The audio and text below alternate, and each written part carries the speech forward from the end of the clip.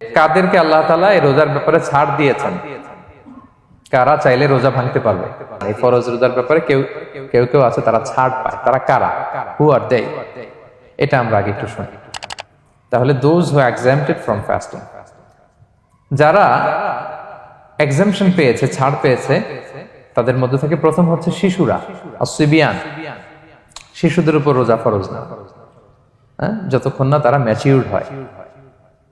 শিশুদের উপর কিন্তু রোজা ফরজ না, প্রাপ্তবয়স্ক হওয়ার আগ পর্যন্ত ফরজ না। তাই বলে আবার শিশুদেরকে রোজা রাখতে বাদ সাধবেন না, রাখতে দিবেন। আমার বড় মেয়ের বয়স 8 বছর, সে গতকাল রোজা রেখেছে, সে মহা খুশি। সে কখনো অডিও কল দেয়, কখনো ভিডিও কল দেয়, কখনো ইফতারের ছবি পাঠায়।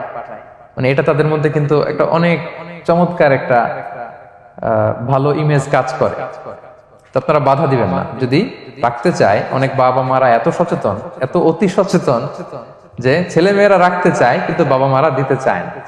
1-2 দিন না খেয়ে থাকলে বাচ্চারা মরে যায় না, কিন্তু তার মধ্যে এই যে একটা স্পিরিচুয়াল একটা কি বলবো ভাইব আসলো, একটা স্পিরিট আসলো, এটা যেন আমরা নষ্ট না করি। আমার মনে আছে বৈশাখী টেলিভিশনে একটা লাইভ প্রোগ্রামে এক ছোট্ট মেয়ে প্রশ্ন করতেছে যে হুজুর, আমি তো রোজা রাখতে চাই, আম্মু আমাকে রাখতে দেয় না, তো আম্মুকে একটু বলে দেন যাতে আমাকে রাখতে দেয়। ছোট্ট একটা মেয়ে, সে ফোন করে আমাকে প্রশ্ন করলো। তো দেখেন যে এটা ওই বাবা মায়ের তো গর্ব করা উচিত যে আমার ছোট্ট মেয়ে 7 বছর 8 বছর, যদিও এখনো ফরজ হচ্ছে না, আরো কয়েক বছর পরে হবে, কিন্তু সে রাখতে চায়, সে সেলিব্রেট করতে চায় সে আমাকে। তা আমরা যেন তাদেরকে বাধা না দেই, আমরা যেন তাদেরকে ইন্সপায়ার করি।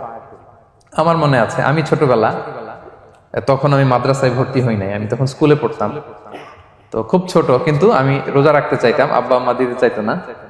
আমার দাদি আমাকে বলতো যে তুমি একটা কাজ করবা, তুমি সকালে স্কুলে যাবা, দুপুর 12টায় ফিরে আসবা, এসে খেয়ে ফেলবা, তো হাফ রোজা হয়ে গেল, অর্ধেক। এরপরের দিন আবার সকালে না খেয়ে যাবা, দুপুর 12টায় এসে খেয়ে ফেলবা, এনাদার হাফ, তো 2 হাফ মিলে একটা হয়ে গেছে। এইভাবে আমি অনেকগুলো রোজা রাখছিলাম ওই বছর। এখনো এই স্মৃতি আমাকে স্মৃতিকাতর করে। আমার দাদি, যে আমার দাদি নাই, চলে গেছেন, আল্লাহ আমাকে জান্নাত নসিব করুক, আমরা দোয়া করি। কিন্তু আজও আমার কাছে এই নস্টালজিয়া ফিলিংটা হয় যে আমি কিন্তু এইভাবে রোজা রাখছিলাম ছোটবেলায়। আমাদের বাচ্চারাও তাই করে। সো ওদের মধ্যে যে এই আবেগ, এই উচ্ছ্বাস, এটাকে যেন আমরা নষ্ট না করি। বাট লিগালি তাদের উপর রোজা ফরজ হয়নি, প্রাপ্তবয়স্করা রাখবে, তাইলে ওদের রাখা লাগবে না। নাম্বার 2, মাজনুন, পাগলদের উপর রোজা ফরজ হয় না। যারা পাগল তাদের উপর ফরজ হয় না। একটা হাদিস শোনাই, আল্লাহ রাসূল সাল্লাল্লাহু আলাইহি ওয়াসাল্লাম বলেছেন, আমি সবকিছু খুব প্রিসাইজলি বলছি যেহেতু আমাদের সময় কম। রুফি আল কালামু আন সালাসা, 3 ব্যক্তির উপর থেকে শরীয়তের কলম উঠিয়ে নেওয়া হয়েছে। আনিন নাইমি হাত্তা ইয়াস্তাইকিযা, ঘুমন্ত ব্যক্তি যতক্ষণ না সে জাগে। ঘুমের মধ্যে আপনারা কেউ বকা দিয়ে ফেললে আপনি মাইন্ড করতে পারবেন না, তো ঘুমাইছিল, কাকে বকা দিয়েছে কি করছে সে জানেই না। ঘুমন্ত ব্যক্তির উপর থেকে শরীয়তের কলম উঠিয়ে নেওয়া হয়েছে। আনি সবিগি হাত্তা ইয়াহতালিমা, শিশু যতক্ষণ না সে প্রাপ্তবয়স্ক হয়। ওয়া আনিল মাজনুনি হাত্তা ইয়াকিলা, পাগল যতক্ষণ না সে সুস্থ হয়। এই 3 শ্রেণীর ব্যক্তি থেকে শরীয়তের কলম উঠিয়ে নেওয়া হয়েছে। বুঝতে পেরেছেন? আচ্ছা, 2টা গেল। 3 নাম্বার হচ্ছে মারিদ। আপনি যদি খুব অসুস্থ হন তাহলে আপনি রোজা ভাঙতে পারবেন, যেটা আমরা ওই যে ইন্ট্রোডাক্টরি ডিসকাশনে বলেছি যে অসুস্থ হলে আপনি রোজা ভাঙতে পারবেন। 4 নম্বরে হচ্ছে মুসাফির, ট্রাভেলার, যদি আপনি লম্বা সফর করেন আপনি রোজা ভাঙতে পারবেন। এটা ন্যূনতম সীমা হচ্ছে 48 মাইল। তাই বলে কেএল থেকে পেনাং যাচ্ছেন আর রোজা ভেঙে ফেললেন, এটা করা যাবে না। আবার এখানে যদি আপনার সফরের পেরেশানি থাকে, খুব কষ্ট, তাহলে আপনি এই সুযোগটা নিতে পারবেন। কিন্তু আল্লাহ বলেছেন ওয়া আনতাসুমু খায়রুল লাকুম ইন কুনতুম তা'লামুন, যদি তোমরা রোজা রাখো এটাই তোমাদের জন্য কল্যাণ, যদিও আমি ফ্লেক্সিবিলিটি দিয়েছি। তো রাসূল সাল্লাল্লাহু আলাইহি ওয়াসাল্লামের সময় দেখা যেত যে মক্কা থেকে মদিনা, মদিনা থেকে তায়েফ যেতে প্রচন্ড গরমের মধ্যে ওনারা উট দিয়ে মরুভূমির উপর দিয়ে যেত। তো ওই পরিস্থিতি কিন্তু আমাদের নেই। কিন্তু যদি আপনার লম্বা সফর হয়, লেটস সে আপনি কেএল থেকে নিউ ইয়র্কে ফ্লাই করছেন, সফরের অনেক পেরেশানি, অনেক সময় হয়তো খেতে পারছেন না, আপনি চাইলে এই ফ্লেক্সিবিলিটি নিতে পারবেন। তো অসুস্থতা আর সফরে থাকলে আপনি রোজা ভাঙতে পারবেন, তবে ফাইদ্দাতুম মিন আইয়ামিন উখর, অন্য সময় এটা গুনে গুনে রাখতে হবে। 5টা যদি ভাঙা যায় পরে 5টা কাজা করবেন। এই পয়েন্টটা কি সবার কাছে ক্লিয়ার? সফরে যে রাসূল সাল্লাল্লাহু আলাইহি ওয়াসাল্লাম রমাদানে রোজা ভেঙেছে, এটার একটা দলিল বলি। আপনারা মক্কা বিজয়ের নাম শুনেছেন না? রাসূল সাল্লাল্লাহু আলাইহি ওয়াসাল্লাম হিজরত করলেন, পরে আবার বিজয় করলেন। এই মক্কা বিজয় কত হিজরিতে হয়েছে কে বলতে পারবেন? হ্যাঁ, হিজরি বলেন তো দেখি। অষ্টম হিজরি, মাশাআল্লাহ। অষ্টম হিজরিতে রাসূল সাল্লাল্লাহু আলাইহি ওয়াসাল্লাম যখন মক্কা বিজয় করতে যান, এটা কোন মাস ছিল জানেন? হ্যাঁ, রমাদান মাস। রমাদানের 20 তারিখে মক্কা বিজয় হয়েছে, 20 রমাদান। রাসূল সাল্লাল্লাহু আলাইহি ওয়াসাল্লাম মদিনা থেকে মক্কায় যাচ্ছেন বিশাল বাহিনী নিয়ে। মক্কায় পৌঁছতে আরো 90 কিলোমিটার বাকি। আল কাদিদ নামে একটা জায়গা আছে, সহিহ বুখারীর বর্ণনা। ওই কাদিদ নামক জায়গায় রমাদানে রাসূল সাল্লাল্লাহু আলাইহি ওয়াসাল্লাম রোজা ভেঙেছিলেন, ওটের উপর বসে ঢকঢক করে পানি খেয়েছিলেন, যাতে সবাই দেখে। কারণ সবাই ভাববে রমাদানের রোজা রাখবো কি রাখবো না, সবাই আলাদা করে বলতে অনেক সময় লাগবে। রাসূল সাল্লাল্লাহু আলাইহি ওয়াসাল্লাম একটা উঁচু জায়গায় সবাইকে দেখে ওটের উপর পানি খেয়ে ফেললেন। ফলে রাসূলের দেখা দেখি সব সাহাবারা পানি খেয়ে রোজা ভেঙে ফেললো। এটা কোন মাস ছিল? সবাই বলতে হবে কোন মাস? রমাদান। রাসূল সাল্লাল্লাহু আলাইহি ওয়াসাল্লাম সফরে ছিলেন, ফলে তিনি রোজা ভেঙেছেন। দলিল পাইছেন? হ্যাঁ, আচ্ছা, সংক্ষেপ করে দিচ্ছি, লম্বা কথা সংক্ষেপ করে দিচ্ছি। আর কোরআনের আয়াত তো শোনালামই আমি, ফামান কানা মিনকুম মারিদান আও আলা সাফার ফাইদ্দাতুম মিন আইয়ামিন উখর। কেউ যদি অসুস্থ হয় কিংবা ট্রাভেল করে, চাইলে রোজা ভাঙতে পারবে, তবে গুনে গুনে পরে আদায় করে নিতে হবে। এই যে গুনে গুনে পরে আদায় করে নিতে হয়, এটারে বলে আরবিতে কদা, বাংলায় আমরা যেটাকে কাজা বলে অভ্যস্ত। বাংলা আমরা কি বলি? একটু কথা বলেন আমার সাথে, বাংলায় কি বলি? কাজা বলি। তো আপনি অসুস্থতার কারণে যদি রোজা ভেঙে ফেলেন, পরে এগুলো কাজা করবেন। সফরের কারণে যদি রোজা ভেঙে ফেলেন, পরে আপনি কাজা করবেন। 5 নম্বরে যাদেরকে এক্সাম্পশন দেয়া হয়েছে, ওটা আমি আয়াতে বলেছি। আরবিতে এদেরকে বলে আল হারাম, মানে very old man or women, খুবই বয়োবৃদ্ধ, অতি বৃদ্ধ মানুষ। 100 বছর, 105 বছর, এরকম আমাদের কিছু মুরব্বীরা আছে না, ওনাদেরকে খাবার দিলে খেতে পারে না, কাউকে চিনে না, ওনাদের জীবনের স্বাদ আহ্লাদ সব শেষ, বিদায়ের সময়। ওই সময় উনি আর কি রোজা রাখবেন? এজন্য আল্লাহ তাআলা ওনাদেরকে ছাড় দিয়েছে। অনুরূপ ভাবে যদি এমন কোন অসুস্থ হয়, মানে মারিদুন লা ইউরজা শিফাউ, সে যে আবার সুস্থ হবে এই আশা আর নাই, এরকম ডাক্তার অনেক বলে দিছে যে ক্যান্সারের 3rd স্টেজে চলে আসছে, সে সার্ভাইভ করবে যতদিন কেমোথেরাপি দেওয়া হবে, তো শেষের দিকে সে অনেক অসুস্থ, অনেক ড্রাগস নিতে হয়, ওষুধ খাইতে হয়, তার আর সুস্থ হওয়ার সম্ভাবনা নাই। এই 2 শ্রেণীর লোকদের জন্য ছাড় দেয়া হয়েছে, তাদের কাজা করা লাগবে না, কারণ কাজা তো করতেই পারবে না। কি বলেন? তারা ফিদিয়া দিবে। কি দিবে বলেন? কি দিবে? ফিদিয়া। ফিদিয়া হচ্ছে প্রত্যেকটা রোজার জন্য একজন মিসকিনকে 2 বেলা করে খাওয়ানো। আই রিপিট, একটা রোজার জন্য একজন মিসকিনকে 2 মিলস, বাস হয়ে গেল। 30টা যদি উনি রাখতে পারে নাই, আপনি একজন মিসকিনকে 30 বেলা 2 মিল খাওয়াতে পারেন, অথবা 30 জনকে 2 বেলা খাওয়াতে পারেন, অথবা 60 জনকে 1 বেলা খাওয়াই দিতে পারেন, অথবা এই পরিমাণ টাকা দিয়ে দিতে পারেন। হিসাবটা সহজ হয়েছে না? লেটস সে মালয়েশিয়াতে একটা রেগুলার মিল নিতে কত লাগে? ধরেন যে মালাই দোকান বা মামাদের যে দোকানগুলো, একটা নাসি নিলাম, একটা আইয়াম নিলাম, একটা 100+ নিলাম, এই তো একটা প্যাক হয়ে গেছে। কত পড়বে? 10 রিঙ্গিট, রাইট? তাহলে 10 রিঙ্গিট হচ্ছে একটা মিল, আর 2টা মিল করলে 20 রিঙ্গিট। তাহলে প্রত্যেকটা রোজার জন্য 20 রিঙ্গিট করে আপনাকে ফিদিয়া গুনতে হবে। 30টা রোজার জন্য কত? 600 রিঙ্গিট। তাহলে ফিদিয়া ব্যাপারটা ক্লিয়ার হয়েছে সবার কাছে? আমাদের এরকম মুরব্বী যদি থাকে যারা রোজা রাখতে পারছেন না, তাদের জন্য আমরা এইভাবে ফিদিয়া আদায় করি। গেল।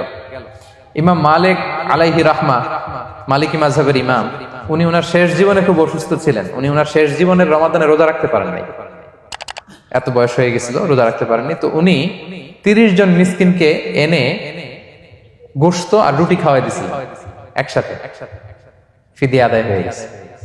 তো এরা ছাড় পাবে। 6 নাম্বার হচ্ছে আসহাবুল আমাল আশ-শাক্কা, যারা খুব কঠিন কাজ করে। এই প্রসঙ্গটা নিয়ে অনেকে ভুল বোঝে। এটা হচ্ছে এমন এমন কাজ যারা করে, যারা কাজ করতে করতে অসুস্থ হয়ে যাওয়ার সম্ভাবনা আছে, মৃত্যুর মুখোমুখি, বেহুশ হয়ে যাওয়ার সম্ভাবনা, হ্যাঁ, তাদের জন্য ছাড় দেওয়া। ব্যাপারটা এমন না যে কেউ মরুভূমিতে কাজ করে সে রোজা ভাঙতে পারবে, কেউ রিক্সা চালায় কেউ রোজা ভাঙতে পারবে, কেউ স্টোন ক্র্যাশে কাজ করে সে রোজা ভাঙতে পারবে, এরকম। ধরেন যে মরুভূমিতে যারা কাজ করে, বা বাংলাদেশে সামারে যারা রিক্সা চালায়, অথবা আয়রন ফ্যাক্টরিতে যারা কাজ করে, অনেক সময় এমন হয় তারা ডিহাইড্রেশনে ভুগতে ভুগতে বেহুশ হয়ে যায় কাজের মধ্যে, এরকম হয় না? হয়। তাদের জন্য ছাড়, কিন্তু তাদের জন্য রেকমেন্ডেশন হচ্ছে এটা ফরজ ইবাদত, এটা তাদেরকে রাখতেই হবে।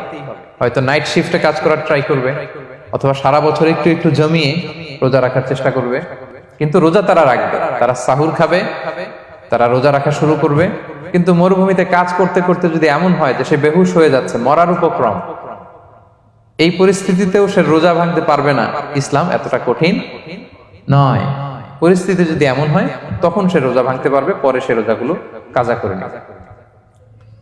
আচ্ছা, তো এই জন্য এই সমস্ত লোকদের ব্যাপারে আমাদের একটু সহনশীল হওয়া উচিত। আমাদের যে ওয়ার্কাররা গরমের মধ্যে কনস্ট্রাকশনে কাজ করে, আয়রন ফ্যাক্টরিতে কাজ করে, খুব কঠিন কাজ করে, তাদের কাজের টাইমটা কমায় দেয়া, তাদেরকে সাপোর্ট দেয়া, যাতে তারা রোজা রাখতে পারে। 7 নাম্বার হচ্ছে আল হামিল, গর্ভবতী নারী।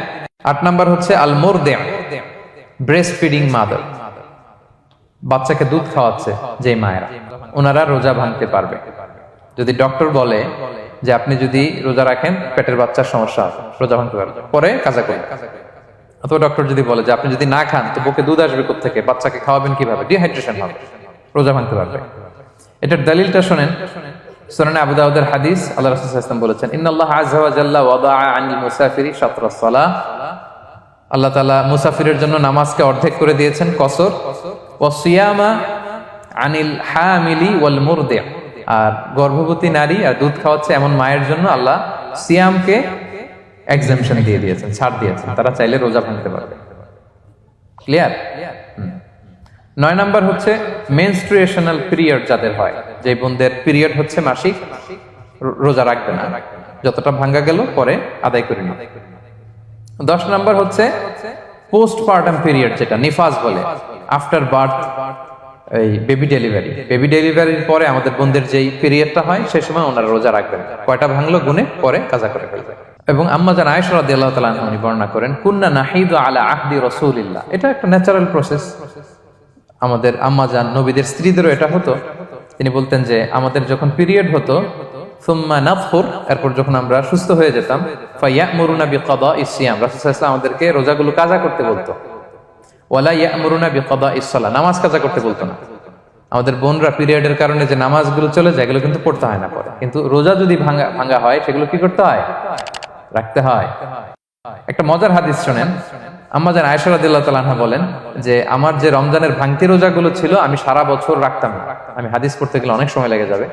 সারা বছর আমি রাখতাম না, এটা আমি শাবান মাসে রাখতাম। কোন মাসে? শাবান মাসে। কেন? কারণ রাসূল সাল্লাল্লাহু আলাইহি ওয়াসাল্লাম নিজেও রমাদানের পরে সবচাইতে বেশি নফল রোজা যেই মাসে রাখতেন সেটা হচ্ছে শাবান মাস। এই যে এই মাসের আগে যে মাসটা আমরা কাটায় আসলাম শাবান, এই শাবান মাসের প্রায় পুরো মাসে রাসূল সাল্লাল্লাহু আলাইহি ওয়াসাল্লাম রোজা রাখতেন। তো আম্মা জান আয়েশার যে ভাঙতি রোজাগুলো উনি সারা বছর না রেখে ওই সময় রাখতেন। হাজবেন্ড ওয়াইফ দুইজনেই রোজাদার। ব্যাপারটা সুন্দর না অনেক? দুইজনেই, যেহেতু আমার হাজবেন্ডও রাখতেছে তো আমিও এই টাইমে রাখি, এইভাবে উনি বুদ্ধি করে ওনার রোজাগুলো রেখে দিতেন, উনি শাবান মাসে রাখতেন। কারণ তিনি রাসূল সাল্লাল্লাহু আলাইহি ওয়াসাল্লামের ব্যাপারটা খেয়াল করতেন। এমন হতে পারে যে অন্য মাসে যদি উনি রোজা রাখেন দিনের বেলায়, রাসূল সাল্লাল্লাহু আলাইহি ওয়াসাল্লাম হয়তো আম্মা জান আয়েশা রাদিয়াল্লাহু তাআলা আনহার সঙ্গ পেতে চাইতে পারে দিনের বেলায়, সো এটা রাসূল সাল্লাল্লাহু আলাইহি ওয়াসাল্লামের জন্য কষ্টকর হবে, আর উনি তো রোজা রেখেছেন, সো উনিও প্ল্যান করে এমন সময় রাখতেন যে সময় রাসূল সাল্লাল্লাহু আলাইহি ওয়াসাল্লাম রোজা রাখতেন, শাবানে রাখতেন। তো আমাদের বোনরা এই কাজটা করতে পারেন, শাবানে আপনারা এগুলো রাখতে পারেন। এই পয়েন্টটা শেষ। এই লোকেরা রোজা ফরজ হওয়ার পরেও ছাড় পাবে, আর যে সমস্ত ক্ষেত্রে ভাঙতে পারবে তারা পরে এগুলো কাজা করবে। কাজা মানে একটা রোজার জন্য একটা রাখা, একটার জন্য একটা রাখা। আর ফিদিয়া মানে কি একজন বলতে পারবেন? বলেন। মাশাআল্লাহ, একটা রোজার জন্য একজন মিসকিনকে 2 বেলা খাওয়ানো।